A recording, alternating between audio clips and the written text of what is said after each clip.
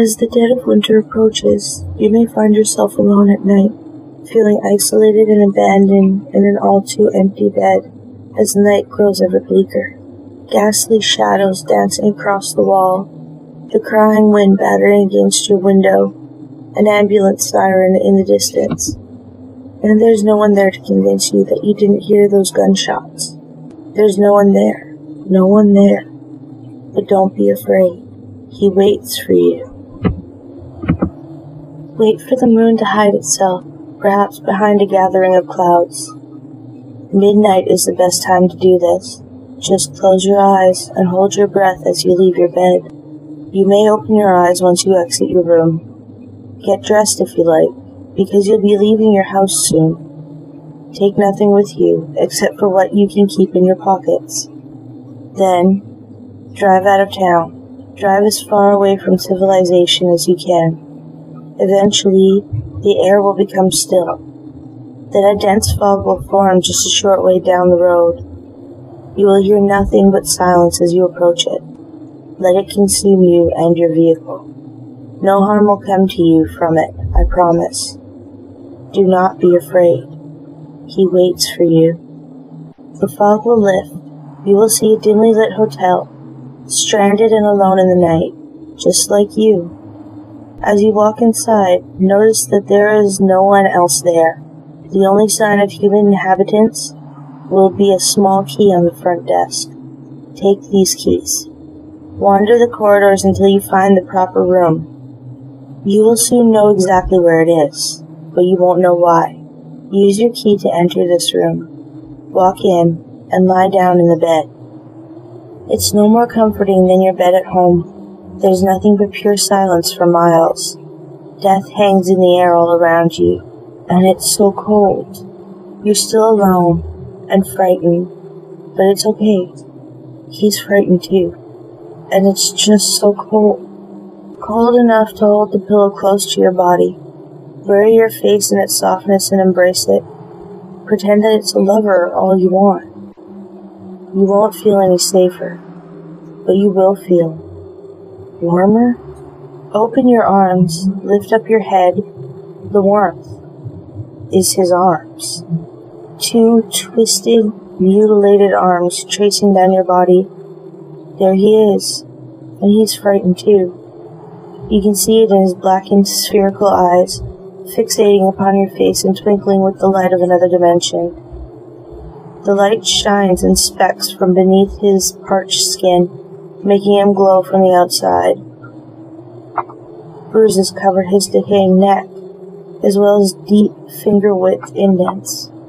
It's as if someone has tried to strangle him. He sighs and softly caresses your face.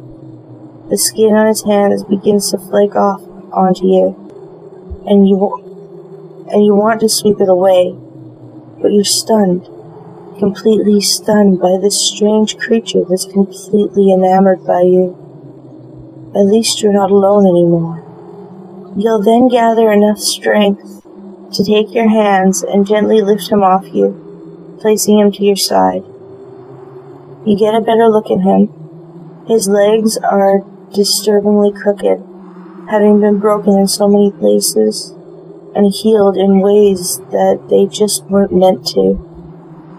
And he won't stop staring at you. Small, glistening tears drip from his eyes. He shivers and trembles, trying to form words with his torn mouth. You can't tell exactly what he's trying to tell you. It doesn't matter for now, anyway. He will want to touch you, to hold and to comfort you. Whatever pain you have ever felt from loneliness, whatever sorrow you may have felt in your entire life, he feels it. His tears fall onto you, and he lies back in submission. He will let you do anything you want to him. He knows that no matter what you do, it will never hurt him as much as what the others have done. It will never hurt him as much as the isolation he's felt in this motel. As you gaze upon his twinkling eyes, you may gain a sudden urge to mutilate him and punish him for existing the way he does. But please, be kind.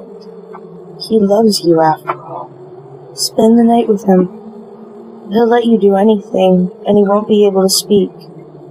But be sure to leave the room before sunrise. He will do anything in his power to keep you from leaving. He will grab onto you, cry and scream at you.